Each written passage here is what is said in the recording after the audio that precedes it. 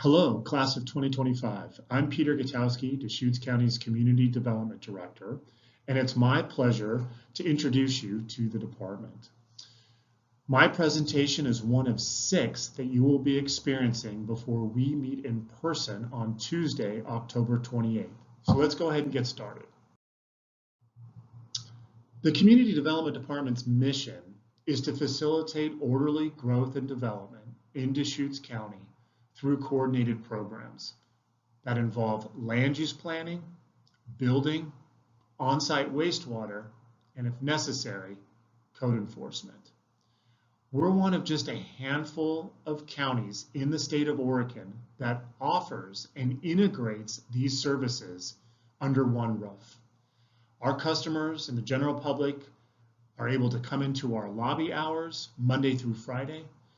In addition, we provide a wealth of information online that allows our customers, our design professionals, to submit their applications electronically.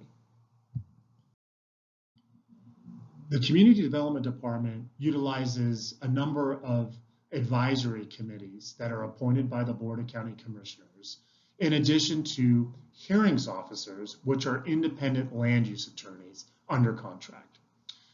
The Deschutes County Planning Commission provides policy recommendations to the Board of County Commissioners.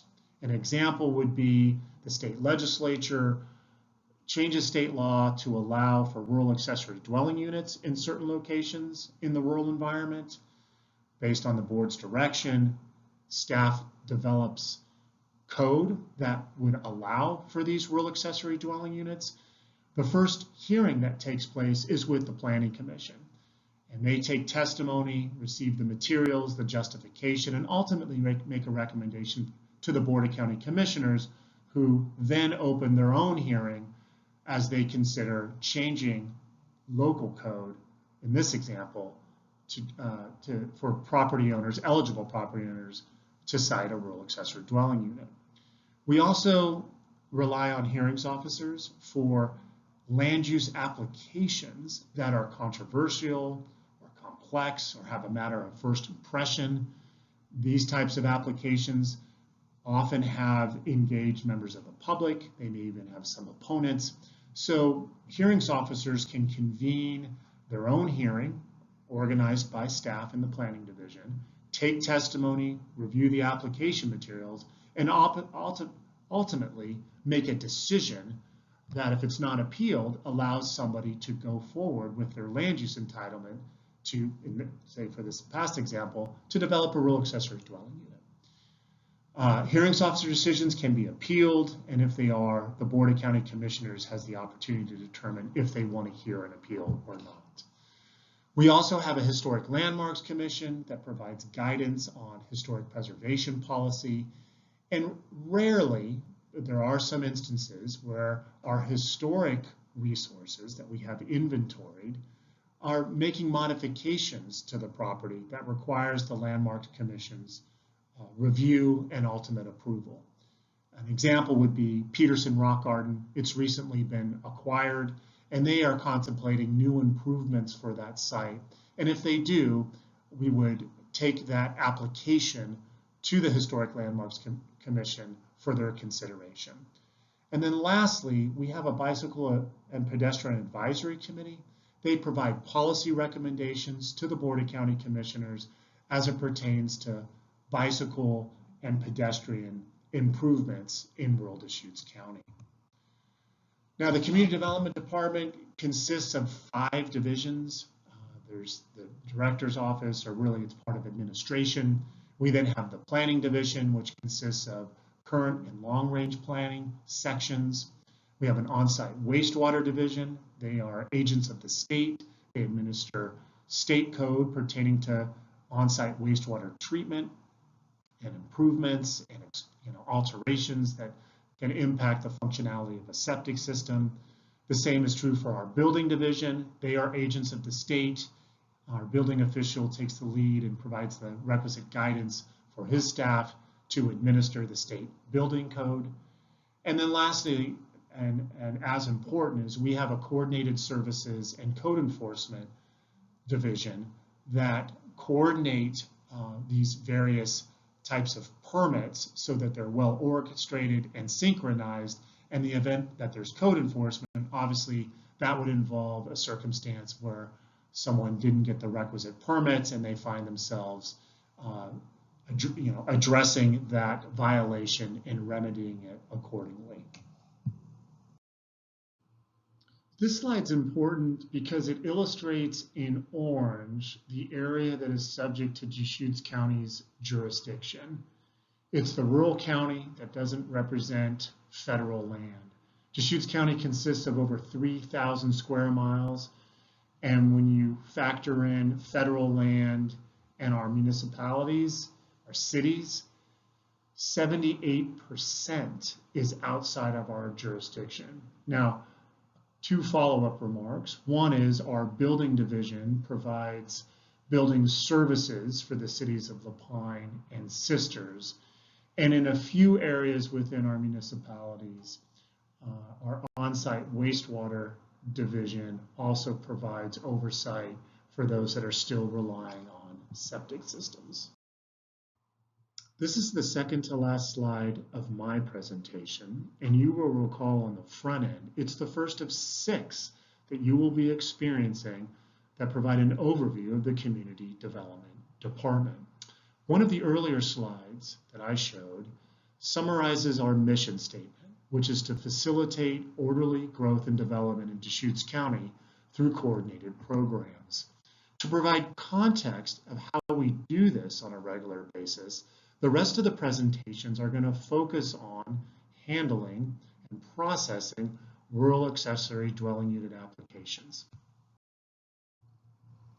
This slide illustrates how our divisions coordinate across the Community Development Department.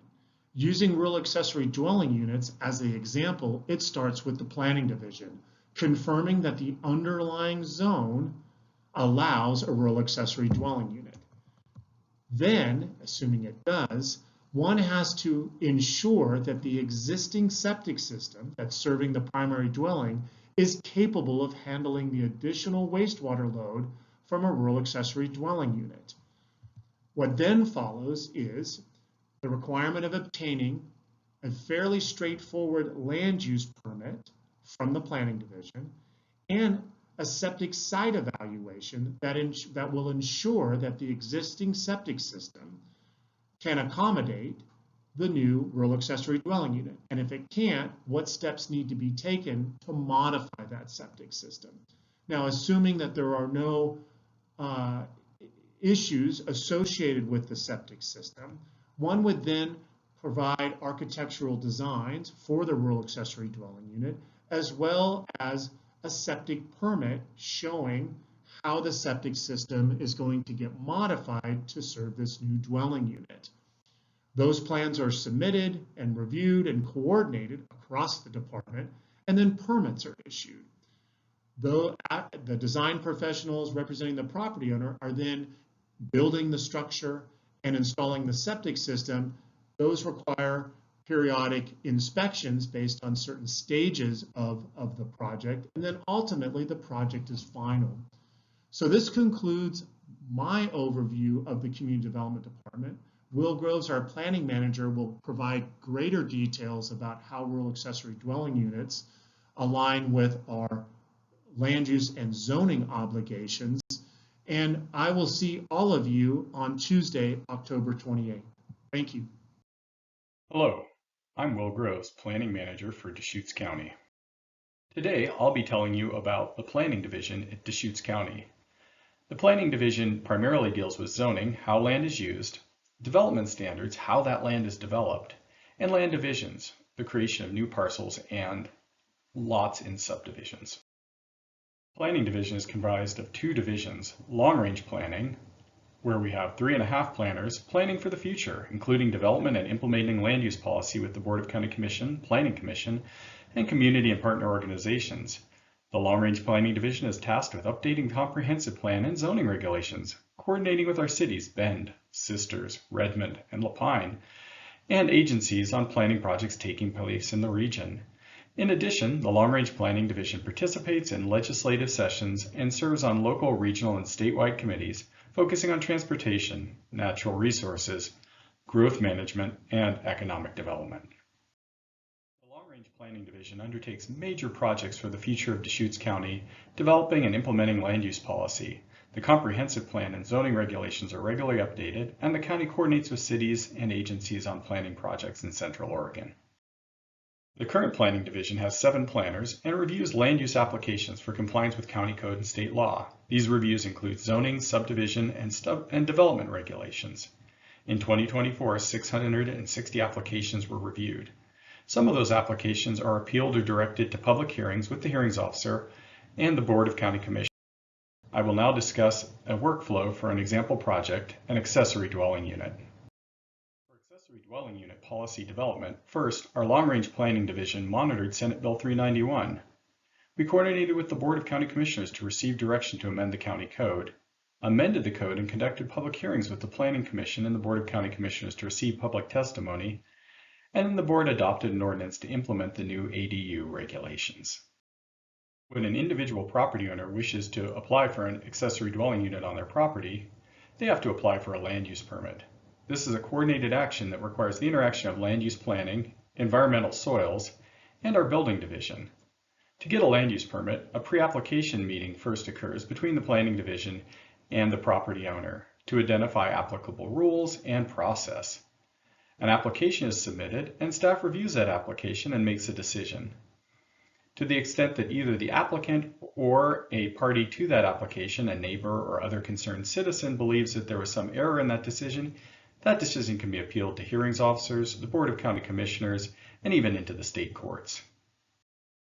When we receive an application, planners determine if the property was legally created through partition, subdivision, or deed, if the ADU is allowed in the zoning assigned to the property, if the proposed dwelling meets basic standards such as height limitations and setbacks, and determine if there are special considerations on the property such as floodplains or wetland protections that would require additional land use review. This concludes the overview of the planning process for ADUs. Hello and welcome to Deschutes County College. My name is Galen Laird. I'm an on-site wastewater specialist with the county. Today I'll be talking about 3 topics. First, what is an on-site wastewater system? And what is Deschutes County's role in permitting and monitoring these systems? And finally, considerations for accessory dwelling units. So first, what is a septic system or on-site wastewater treatment system? It's a system that treats wastewater from a house that otherwise couldn't be served by community sewer. Typically, this means it's a rural residence. Here we have a diagram of a house being served by a septic system. Wastewater from the house flows into the tank. Solids settle at the bottom as sludge. And the other technical term you need to know is scum, which floats to the top as fats, oils, and greases. What's in between flows out into the drain field and percolates into the soil where soil microbes treat that wastewater. Oregon administers rules for these properties that are served by a septic system. Specifically, we've got OAR Chapter 340, Division 71. And it's DEQ, Oregon DEQ, that administers these rules. And they will allow counties to act as an agent for DEQ to administer these rules. So there's actually 3 layers of administration here. I'm going to take you through how we as a county handle these sites more or less chronologically. So imagine this site doesn't have a house or a septic system.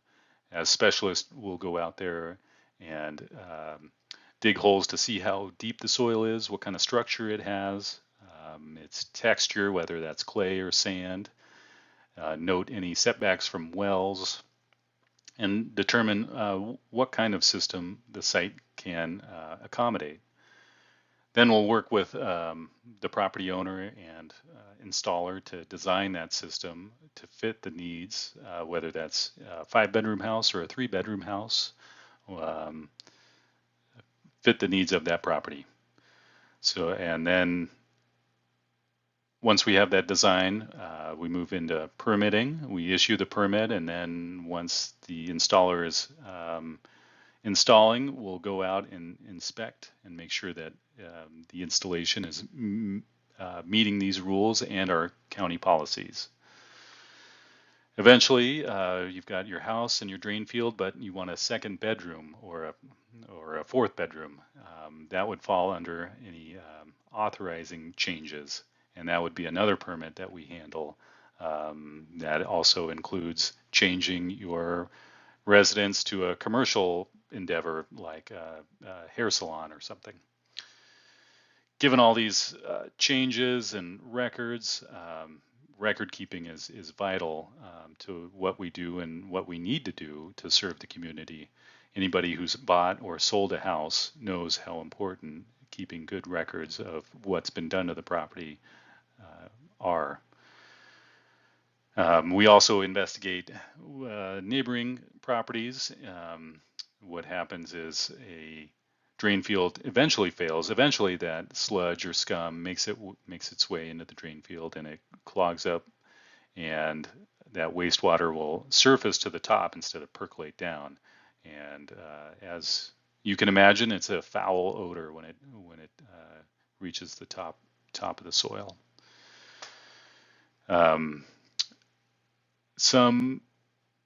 Some systems require pumps or ongoing maintenance, and those are other records that we keep as well.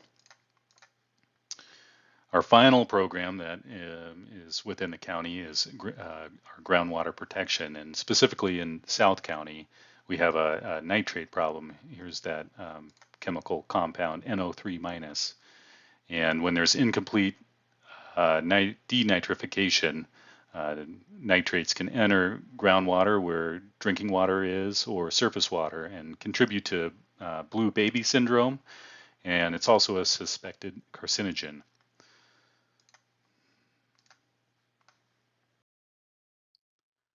So this slide just details a little bit more about the components of a septic system and some of the tools in our toolbox.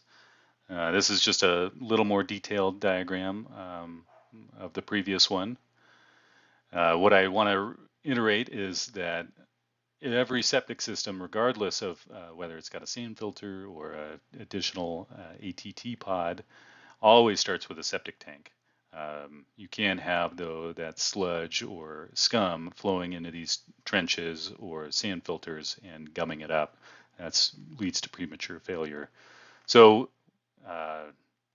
we install big septic tanks. They make commercial size septic tanks. This is probably a standard 1,000-gallon, still 10 feet high. They're made out of concrete now. Typically, we've seen them in the past made out of steel, and what we know about steel is that it rusts, and so we're still replacing those from the 70s. The typical system, you'll have the tank flow into a trench, and here we have a trench. Inside that trench is a perforated pipe, and that pipe is covered with drain rock. If you were to cover it just with soil, those perforations would clog rather quickly.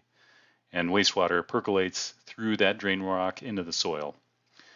In some sites, you can't fit standard trenches. You need, about a minimum of 225 linear feet for a typical residence. And so you can use a secondary treatment. After the septic tank, you can install what we call an alternative treatment system. And there are membranes in here that the microbes can adhere to. And as that wastewater flows through those membranes, that surface area is able to treat that wastewater to a higher degree, higher than what the septic tank could or just a standard trench. And that ATT pod might flow into a standard trench, and you could reduce your linear footage from 225 to 105 on a small property. In cases where there's high groundwater but plenty of soil, we have a sand filter, and the sand has a greater amount of pore space than typical soil, and therefore undergoes greater aerobic treatment prior to entering the soil, where it finalizes the denitrification process and in an anaerobic environment. The final thing I wanted to talk about were accessory dwelling units. And while this kind of falls under an authorization, adding a bedroom, we're actually adding a second dwelling. And so it requires a new site evaluation. It goes back to the start. We're adding a new dwelling to the property. Occasionally there's enough records out there, enough of an approval area, or sometimes there's even a large enough system to accommodate an ADU as is. But we would start with the soils evaluation, and we can add capacity to the existing system, or sometimes we just install a new system. And once we have that soils evaluation, we roll back into the design and permitting and inspection phase. So that concludes my presentation. There should be a Q&A after this presentation, but if you'd like, we're always available for your questions, specific or general. You can email septic@deschutes.org or call us at 541-388-6519. Thanks, and have a good rest of your day. Hi, I'm Lori Wilson. I've been with the county for 10 years. I represent the Building and Safety Division, also known as the Building Department. We provide plan review, permits, and inspections within rural Deschutes County, the city of La Pine, and the city of Sisters. Our team consists of the building official, the assistant building official, plans examiners, and the field inspectors. Oregon's building codes actually start in the Oregon Revised Statutes and Oregon Administrative Rules. The ORSs come from the mouths of the electeds. OARs are the state division heads and their legal team's interpretation of what the ORS means and the way to implement the statute. Both are laws in the state of Oregon and both trump codes. The Oregon Specialty Codes, also known as the building codes, are a collection of prescriptive codes that cover commercial structural, residential structural, mechanical, plumbing, and electrical systems in our state. While these are state uniform codes, there are some instances where a local ordinance can be used to address permit requirements or certain building code requirements, such as the recent state law that allows jurisdictions to decide if they want to require the wildfire hazard mitigation requirements of the Oregon Residential Specialty Code, also known as fire hardening or R327 requirements. The building codes are uniform statewide codes using national codes as our basis. They are intended to provide a level of consistency across the state while also offering some flexibility for alternate construction methods and materials that satisfy the intent of the code. Oregon currently updates these codes on a 3-year cycle. Why do we have building codes, you ask? Well, we have building codes to make sure that buildings are safe, sanitary, and durable structures. We also have them to allow lending organizations the confidence to make long-term loans on that structure. We also have them for the insurance companies the confidence to insure the structure. And the most important is to add value and safety within our community. Next, I'd like to talk about the building plan review and inspection process.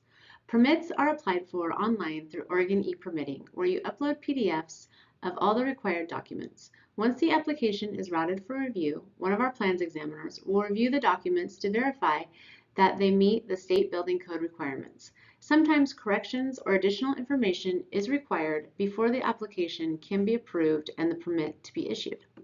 Once the permit is issued, you or your contractor schedule inspections. During these inspections, one of our field inspectors will come on site to verify the construction is being done per the approved permit documents. For more information on building safety, our website has some great resources you should check out at www.deschutes.org/CD. You can find things like application guides for different permit types, instructional videos for applying online through e-permitting, property and permit research tools, how to check your permit status, and much more. The state building codes are available to view online at oregon.gov/BCD. There are some useful consumer tools regarding hiring contractors on Oregon CCB website, which is at www.oregon.gov/CCB. Thank you for your time. We look forward to assisting you with your projects in the future and any and all questions you may have about your project. Have a wonderful evening. Hi, I'm Adam Weisgerber, Permit Tech 2. I'm here today to talk to you about the role Coordinated Services plays in the Community Development Department. Here at Community Development, Coordinated Services has a commitment to customer service. We offer customer-centric personalized visits, online permit processing utilizing the Oregon e-permitting system. We use online submittals to ensure efficiency from your initial application through the review process all the way to issuance. We try to provide answers to what you need, not always exactly what you're asking. We do that by offering a rare one-stop experience. We have a planning department, our on-site septic department, and building coordination all under one roof. So we can try to provide questions to anything about your property, your project, or future developments. Now, we also offer customer one-on-one trainings. We utilize our online resources, and they're essential in today's world. And we want to teach you how to do it so you can maximize your time and you can get your permits as efficiently as possible. Here at Coordinated Services, we currently have 6 permit technicians with a mix of level 1 and level 2 permit techs. Permit technician 1 is when you're initially hired until you gain full proficiency, and that can take up to about 2 years. There's a lot to learn in this, so it can take a little bit of time. After you've demonstrated full proficiency, you're able to test into a Permit Tech 2 level. This requires ICC certification and testing through the state. Now, Deschutes County has a unique role with the permit technicians. They're cross-trained in all disciplines, where it's common throughout the state that someone specializes in planning, someone else in building, and someone else in on-site. But again, we like to offer a one-stop shop, not involve more people than necessary, and provide as many answers to your questions that we can as efficiently as possible. And that's why it's unique in Deschutes County that we're cross-trained across all divisions. Permit technicians are the bridge between experts for the community. Whether it's assisting planning and pre-application meetings to cover permit requirements, or building safety and on-site wastewater on what permits are required for the project, what order to apply, how to apply, and what's required when applying for your project. Also, site-specific inspection questions, what's required for your project and what comes next. And one of the most rewarding things is issuing a certificate of occupancy when someone has completed their full project, and this allows them to move into that new home. Also assisting code enforcement when necessary on pre-enforcement notices outlining what permits would be required for them to bring the property into compliance, and when a property owner or property representative comes in, outlining the path forward to most accurately and efficiently give them the path to bring their property into compliance. A great example of coordinated services all working together would be our ADU permit process. That's where multiple departments need to be involved and multiple requirements need to be met before your permits can be issued and your project can get off the ground. And that all starts with a septic site evaluation. That's where our on-site septic team comes out to your property and does a soil study and evaluates your existing system to see if upgrades or alterations need to be made or if a new system needs to be installed to accommodate that new dwelling going on the property. And that's all applied for through Oregon e-permitting. Once that's applied for, the permit technician like myself reviews that for completeness, requests anything that may be missing or omitted, and then once complete, we're able to send an invoice to the customer. Once that's paid, we can then route that to our on-site team for review. Once that has gone into review, you're able to apply for your planning permit. That's called a PADU, your planning application for your accessory dwelling unit on your property. That can be done in person, by email, or by mail directly to our planning department. Once that's applied for, if a new septic installation permit based on the results from your site evaluation is required, you're then able to apply for that system, again through Oregon e-permitting, for the specific system that's designated in the results from that site evaluation. Now that you've applied for your septic site evaluation and your PADU through planning to get the land use approved to have that ADU on your property, you're able to apply for your building permits. Now this can happen while you're still waiting on the results for that site evaluation to know if you need to upgrade your system or if you need to install a new system. But these can all run concurrently. So since those applications are in, you're now able to apply for your building permits. Again, that is through Oregon e-permitting, where a permit technician is going to review that for completeness, request anything that may be missing, so we can continue to keep that moving forward. Once your building permit is deemed complete, you have your site plan, your building plans, your engineering, and everything in there, we're then able to send an intake invoice and get that routed for review. During the review process, there's one additional thing that could be required, and that's a driveway access permit. And that's through the road department. We facilitate that permit for the road department. They do the reviews on these. The driveway access permit can be required if you may have an older property that doesn't have one on record with the road department, or if you're trying to establish a new driveway access to the property. It's a very easy, streamlined process for the permit, but it's one that can come up, so we wanted to make sure to let you know about that. That's the essential process, the ins and outs of what we do as permit techs at a higher level. I appreciate you taking a little bit of time to listen to what we had to say today so you can get a little bit deeper understanding of some of the things that we do here to help the county run smooth. Greetings, my name is Dan Smith. I'm a lead code enforcement specialist for Deschutes County, and I get to talk to you today about code enforcement and how it relates to the other divisions within the Community Development Department. Currently, we have 4 specialists that are available for investigations and to enforce the current codes in the county. And essentially, our role is to try to make sure that all the rules and requirements that all the other departments that you've heard from today are being met by the different citizens in the county. Deschutes County's Code Enforcement Division enforces all the different codes from the departments within CDD and some departments outside of CDD. Our primary complaint generator is going to be the zoning requirements from planning, and that's going to include items such as RVs, commercial uses in residential zones, wetland violations, floodplain violations, and that would also include multiple dwellings or ADUs. We also enforce the on-site wastewater requirements, which would include failing septic systems and unlawful disposal, whether that be from an unpermitted structure or from an RV on somebody's property. We handle solid waste for the solid waste department in the county, and that would include junk on property, inoperable vehicles, or other discarded materials. We also enforce all the building requirements. So typically that manifests itself as items that would require permits but do not have permits or inspections, including electrical, plumbing, and structural permits. This can scale, from anything from a shop built without permits to full dwellings being built without permits. So we go through and enforce those and get those permits taken care of and adjusted as necessary. We also handle the noxious weeds program for the forester, and that includes basically invasive weed species that are growing in the county. Deschutes County's code enforcement program is citizen complaint driven, which is to say that we have to receive a complaint from an outside entity, whether that be a citizen of the county itself or another entity within the county, such as the sheriff's office, submitting a complaint. Once we receive one of those complaints, then we're able to investigate it and make contact with the property owner. But we ourselves cannot drive around and look for violations or submit complaints on behalf of the county.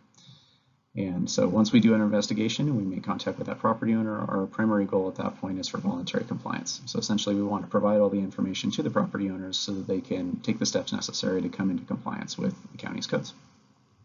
And through that process, we're very consistent with our enforcement. The same procedure happens, whether you have a $50 lot or you've got a $4 million lot.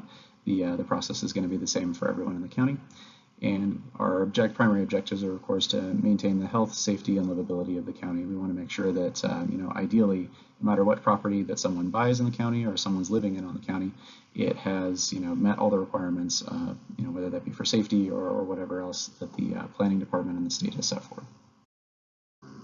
So following on to the theme of the other departments regarding like an ADU, for example, if somebody was to submit a complaint regarding an ADU that was built on a property without any permits or any approvals, we would go through the same process as before. We'd have to receive a complaint about it, and then once we were able to investigate it and confirm that a second dwelling was likely existing on this property, then we would kind of talk with the property owner, speak with them, try to figure out exactly what their goal for the structure was and see if they'd be able to meet it. Essentially we'd still have to make sure that all the requirements can be met for both building, on-site wastewater, and zoning. If all those requirements can be met, then we can provide some time for that property owner to get the necessary permits and establish all the approvals required to keep their ADU. Essentially, the structure itself must be lawful and safe. And from there, we're able to kind of work through the process through the other divisions to make sure that that item can be there. If we find out that building either wasn't built well enough to actually be an ADU or doesn't meet the septic requirements or the zoning requirements that would allow an ADU, then the structure has to be modified to be able to be something that is lawful, whether that be converted back into a shop or potentially removed altogether. Though we try to avoid that if at all possible if there are circumstances that do manifest themselves to the point where a structure cannot exist. The Code Enforcement Division strives to get voluntary compliance from property owners when possible. However, there are certain circumstances, or sometimes the property owner just isn't willing to work with the county to try to meet the requirements that we have.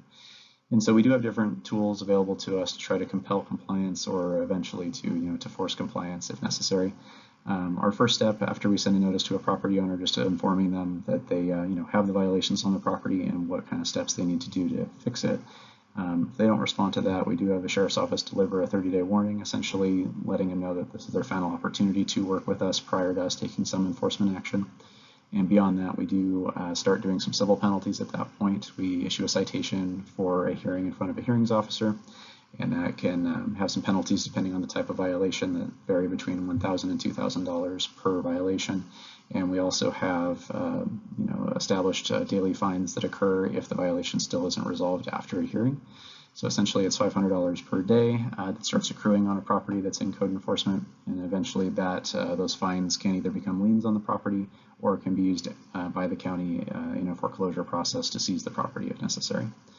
The Code Enforcement Program also can reach out to get court orders to require correction or to basically mandate that the county itself corrects the violation, and that can be in the form of an injunction or an abatement order, where the county will actually move in and resolve the violation itself, whether that be demolishing a building, cleaning up a property, for example. There are different avenues we can take, certainly when necessary, though again, our ultimate goal is to work with a property owner and get it resolved. And if people are willing to work with us, generally we can make a timeline work through a voluntary compliance agreement or some other method, but we do have the tools available to us if we need it.